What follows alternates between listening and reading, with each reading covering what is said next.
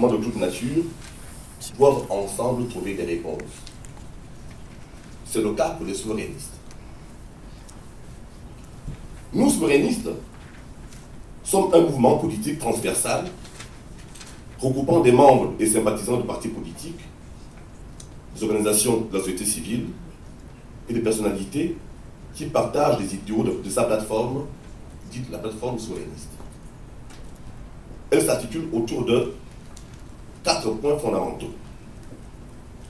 Le respect de la souveraineté du peuple, l'implication du peuple dans la construction d'un État démocratique, la mise en place des instruments de bonne gouvernance et la prise en compte sans délai des urgences sociales des Gabonais. Chers congressistes, depuis bientôt 2 ans, les souverainistes sillonnent le Gabon.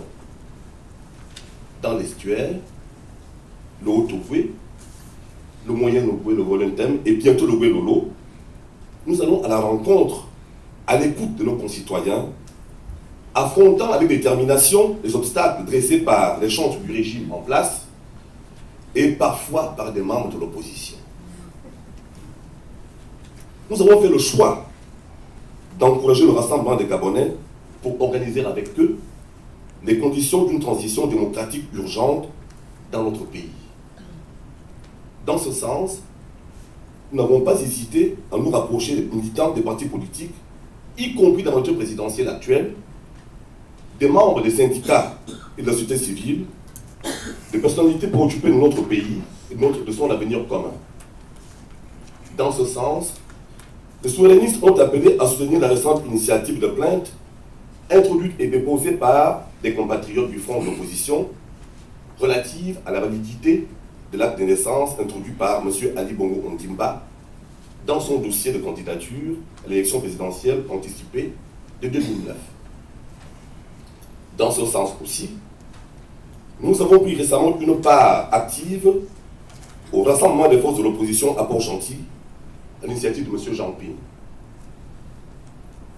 Mesdames et messieurs les congressistes, si aujourd'hui l'opposition gabonaise se remet en ordre de combat, si quelques-unes de ces personnalités, notamment de celles du Front, retrouvent en partie l'écoute du peuple en détresse, les souverainistes y ont largement contribué. Notre rapport au combat pour la liberté des Gabonais est à la mesure de ce que nous devons à notre pays. Il convient cependant de le reconnaître et de l'admettre. Pour nous les souverainistes, la tenue immédiate d'une conférence nationale souveraine urge. Ce projet, convenu entre les différentes parties prenantes de la rencontre de Paris en juin 2012, et auquel ont adhéré la société civile, la diaspora, ainsi que plus de 20 000 citoyens gabonais inscrits sur les listes de participation, reste l'ultime voie pacifique pour éviter le pire dans notre pays. La CNS peut en effet permettre, tout d'abord, de donner un nouveau fondement juridique à l'État à travers une constitution conforme aux aspirations de démocratie, de liberté et de progrès du peuple gabonais. Elle peut aussi permettre d'organiser la construction du lien social par tous les actes visant à valoriser la cellule familiale. Elle peut troisièmement permettre de mettre en place des mécanismes qui garantissent la distribution équitable des richesses nationales en faveur de tous les Gabonais. Elle peut enfin permettre de veiller au respect rigoureux des textes de loi qui organisent la vie publique. Les pratiques actuelles de gouvernants gabonais mettent en relief la prévalence de la patrimonialisation du pouvoir. Mesdames et messieurs, nous, souverainistes, avons été choqués par les propos indignes de Mme Pascaline Bongo, qui n'a pas hésité à réduire les armoiries de la République gabonaise à son père, qui serait la maternité allaitante, et à son frère et elle, qui seraient les 2 panthères gardiennes du temple. Ces propos inacceptables sont révélateurs de la conception que certains membres de cette famille ont de la République, leur patrimoine.